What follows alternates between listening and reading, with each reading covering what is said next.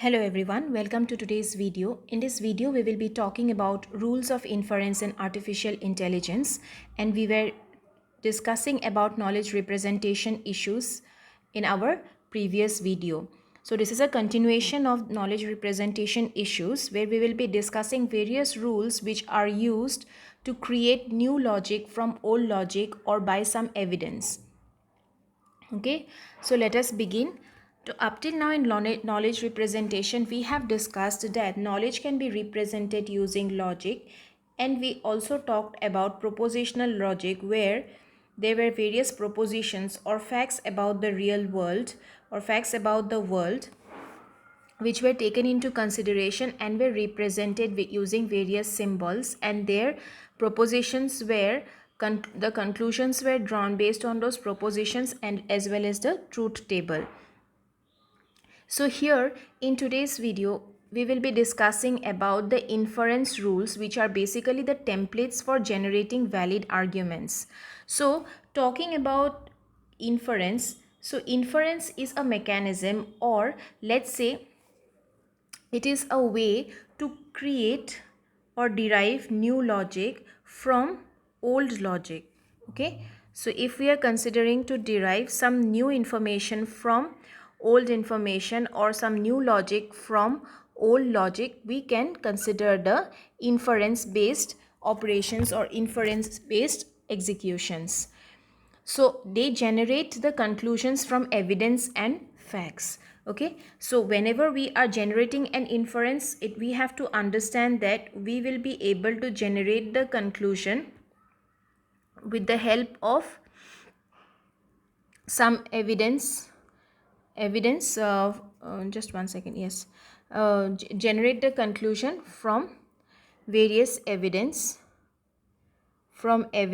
and facts. Okay, so these are the two important things that we have to remember when we are considering the inference. First of all, we are creating new logic from old logic, and second one, we can draw conclusion based on some evidence and facts only.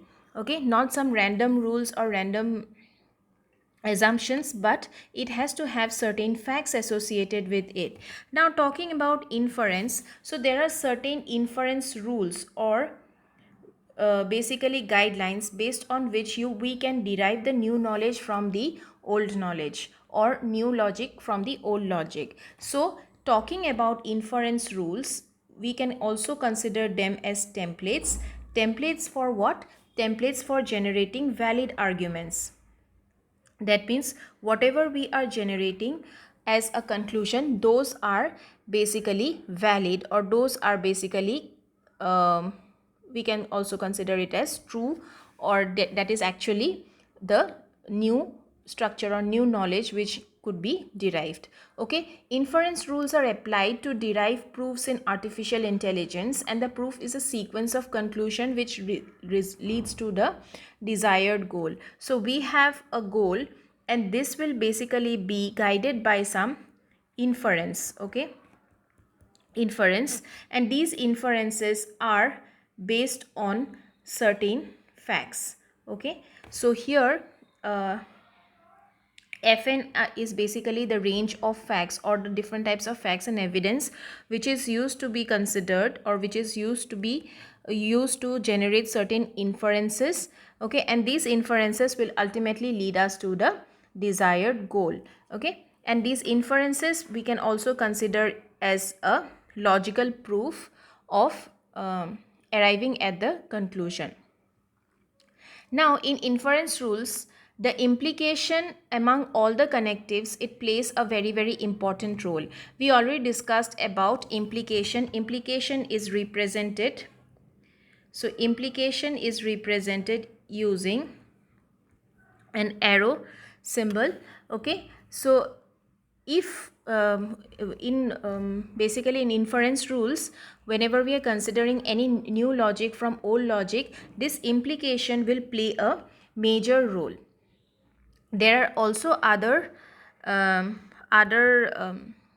rules or other representations which have a very significant contribution. Out of them are, one is converse, which is basically the not operate which is basically the right hand side proposition goes to the left hand side and vice versa.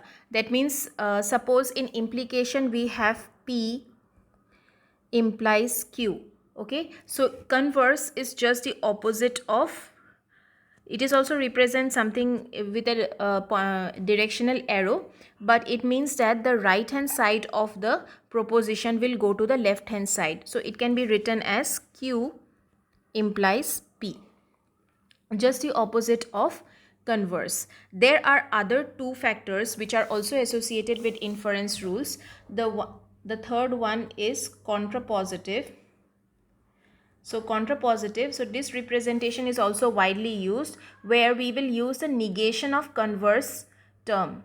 Okay, so the converse was this. Okay, so if we are using negation, so it is like this: Q implies not of P, and it is just the opposite of, not opposite, it is just a negation of the converse. Okay, and then we also have inverse, which could be, which is basically the negation of implication. So if we are considering P tends to or P implies Q, then basically this is represented as negation of P implies negation of Q. So these are the four representations which are of immense use, or which plays an important role in generating the inference rules. Okay, first one is implication. The reverse or the inverse of it is shown in inverse. Okay, the second one is converse, and the inverse of it is shown in contrapositive. So these four representations are of extreme importance. Okay, now if we are considering a truth table for all of them, so let us consider as P, Q, negation of P, negation of Q, then okay, so then I'll just write it closer so that we have sufficient space. So negation of P, then negation of Q, then we have P implies Q, then Q implies P, then negation of P implies negation of Q, then negation of Q implies negation of P. Okay, so when we associate the truth values from it, so let us represent 1 as true and 0 as false. So for these values, let me represent true, true, and false, false, then again true, false, true, false. So here we will have the negation of P, which is false, false, and true, true. Similarly here we have F, T, F, and T. Now when we are using implication, we have to understand that wherever it is true and false, only that combination is false, others all would become true. Similarly for Q tends to, or Q implies P, here also only the third row will become false, others all will be true. Okay, then negation of P implies negation of Q, so here also the third one will become false. Okay, and the others will be true. Similarly for the contrapositive also, if we are considering, so contrapositive, basically the second row would be false and the others would be true. So this is basically the some of the compound statements which can be represented in this manner. So from this table we can prove that P implies Q is equivalent to negation of Q implies negation of P, which means if I'm using a implication, implication is equivalent to contrapositive value, sorry, not contrapositive value, with the inverse value, and this Q implies P is equivalent to this particular values. Okay, so if we consider this some of the compound statements, not all. Okay, so if we are looking into this matter, so if you see this 2 q implies p and negation of p implies negation of q, so you will see that all the values here, they are exactly same with each other. Similarly, if we are considering these and this representation, you will see that both of them are equivalent. Okay, but this is not always a very generic scenario. For some, they, of course, there is an exception. However, as of now, we have to understand that the contrapositive value is equivalent to the implication and inverse values are equivalent to the converse values, which are already mentioned in this particular truth table. We can see this, we can analyze this as well. Now, talking about the different types of inference rules which we have. Okay, so what are the types of inference rules? So types of inference rule. So there are around 7 types of inference rules. Out of them, the first one and the most common one, which is used and important as well, is the modus ponens. Modus ponens. So modus ponens is one of the most important rules, and it states that this if P and P implies Q is true, then we can infer that Q is also true. Okay, I mean here we cannot write imply, then Q is true. That means P and P implies Q, then Q will also be true. Okay, so if we can represent this as mathematically, so if P is true and P implies Q is true, then therefore Q is also, or Q is also true. So this is the situation. Now this we can represent this with a simple example as well. Okay, so let us look into the example. So first let me talk about this particular modus ponens.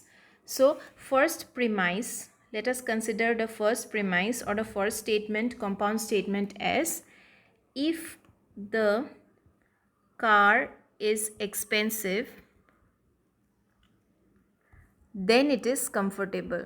Then it is comfortable. Then we have, this is premise number 1. Let's say premise number 2 says the car is expensive. Okay, so what will be the conclusion? The conclusion would be, therefore the car is comfortable. So this can be one of the classical examples for modus ponens. So when we are considering this, let us also prove it using the truth table.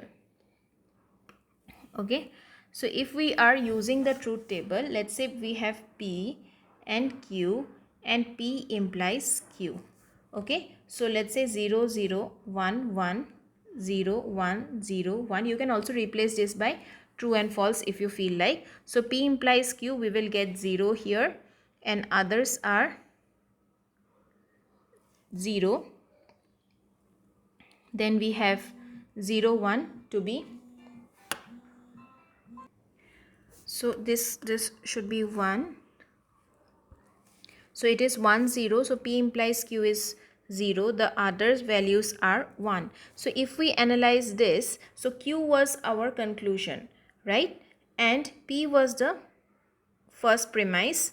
P implies Q is the first premise and P is the second premise, right? So whenever we are considering the first premise true and the second premise false, what I'm getting is a false. Whenever I'm considering the first premise true and the second one is false, then also I'm getting as true. But however, this is not a consistent one because my second premise is true. Then whenever I'm considering the first premise and the second premise, so this is 0 and 1, the conclusion I'm getting as 0. So these two conditions will not be applicable at all here, even though the conclusion is true, but the premise assumption is false because I considered P to be, this is P, right? So I considered P to be true, and this was P implies Q, and this was Q basically. So I assumed that my P is true, but here whenever my P is false, then it is giving me a true answer, that true conclusion, which means this also cannot be considered. If I'm considering the third one, so let us check the third one. The first premise is true, second premise is true, hence the third premise is also true. So this particular statement is correct, right? And hence modus ponens stands correct, because when I'm considering the implication, that means if P implies Q is true and P is also true, that means Q has to be true as well. Similarly, if we are considering the next one, which is modus tollens, okay, so the next particular inference rule that we will discuss is modus tollens. So modus tollens is a rule which states that if P implies Q is true and negation of Q is also true, then negation of P would be true as well. So this is the conclusion which we will be getting. Okay, now for this, if we can consider a very simple example where we can write that premise number 1, let's say premise 1. First we will write, if the shirt is cheap,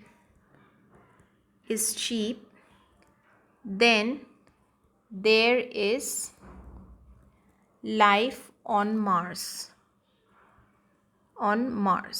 Okay, so premise number 2 we can consider as the negation of Q. So P is basically shirt is cheap and there is life on Mars is, this is P, this is Q. Okay, so now we have to write negation of Q, which is there is no life on Mars. There is no life on Mars. So what should be our conclusion? My conclusion would be that the negation of P also has to be true. Therefore, the shirt is not cheap. So this is what is modus tollens all about. The next statement which we will be discussing, so this we can also prove it using the truth table. I will leave it up to you all to practice. Okay.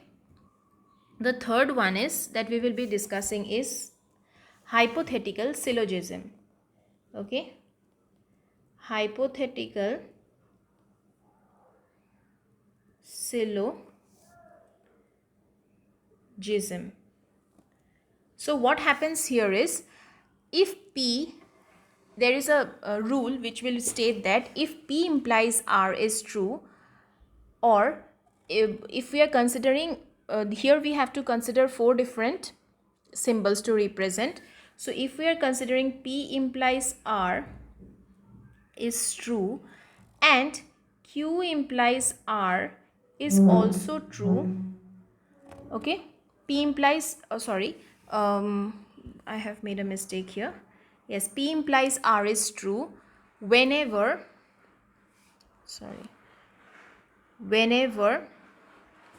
P implies Q is true and Q implies R is true. So if P implies Q is true and Q implies R is true, then we can say that P implies R is also true. Okay, so we can take a very basic example for this as well. So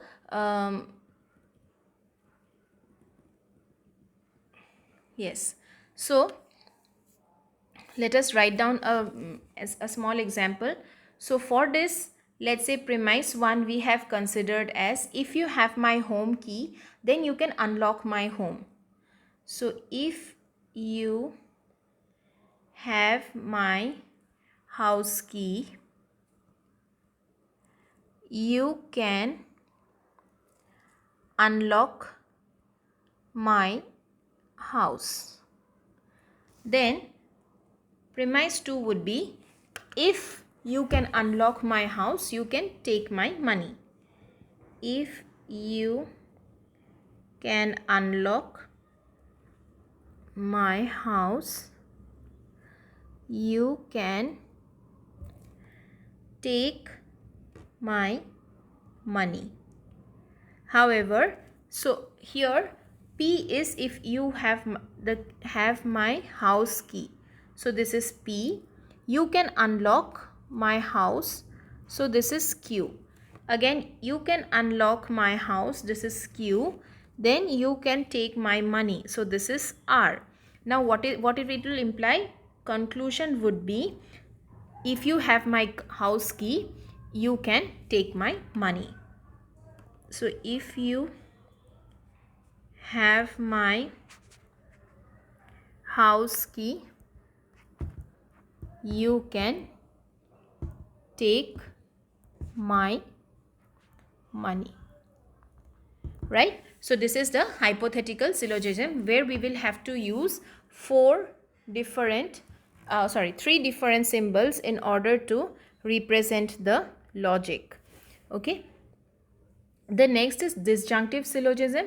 So disjunctive syllogism is somewhat similar to this hypothetical syllogism, but we have to represent in a different way. So disjunctive, this is number 4. So disjunctive syllogism. So this is basically it's a rule which states that if P or Q is true and negation of P is true, therefore Q will also be true. Okay. Now here you can write it down. Premise 1 could be, today is rainy or cloudy. Okay. Premise 2, which is basically the negation of P. So negation of P, today is rainy is P, cloudy is Q. So negation of P is, today is not rainy. So the conclusion would be Q is true. That means today is cloudy. Okay, so this can be one of the examples. We can also prove this using the truth table. Then the fifth important rule which is associated with inference rules are addition. So what happens in addition is that it is one of the common inference rules, and it states that if P is true, then P or Q will also be true. So let us consider one statement. So let us consider the premise 1 to be, I have a banana. Okay. So, and premise 2 would be, I have a, let's say, premise 2 is P or Q, right? So if I'm having a Q or P or Q, so for that I also have to associate a Q factor here. So let me write down a Q premise here, which will be saying that I have an apple. So this is Q. So P or Q would also be true, which is the conclusion here, which is saying I have a banana or an apple. Okay, so this is addition, because we can add any factor to it using the OR operation. The next important rule that we have is simplification. So simplification is the rule which states that if P and Q is true, then P or Q will also have to be true. Okay, so here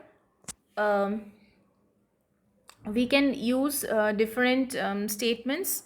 Okay, so suppose I have let's say I have a premise. Let's say this is P. Okay, so I have a bat. Then I have Q, which is I have a ball. Okay, so when I'm using when I'm using P and Q, it says that I have a bat and I have a ball. Okay, similarly, the conclusion would be P or Q, which also has to be true, which means that I have a bat or I have a ball. So this is also true. You can also prove this using any truth table, right?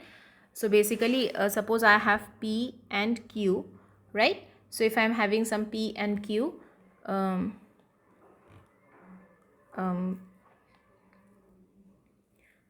yes, so I have P and Q, then you can simply write down 0 0 1 1, again 0 1 0 1.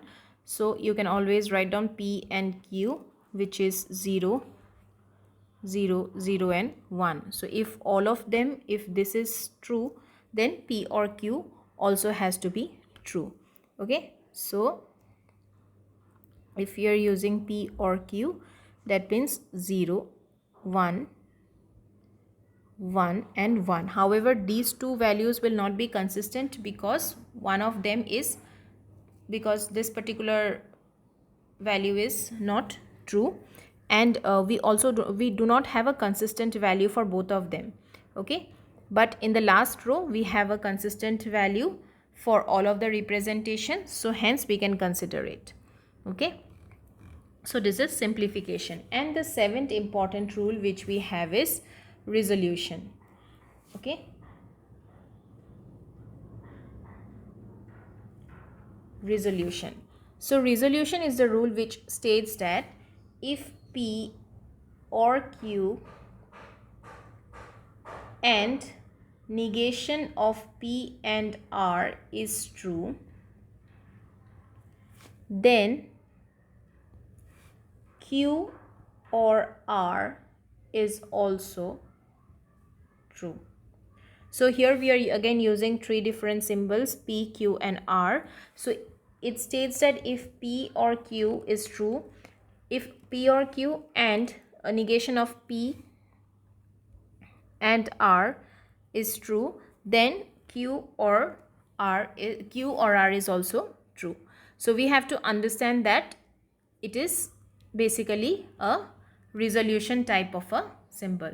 Okay, a resolution type of a rule. So suppose premise 1 we have here as it is a rainy day or I have a raincoat. So premise number 2 will say it is not a rainy day,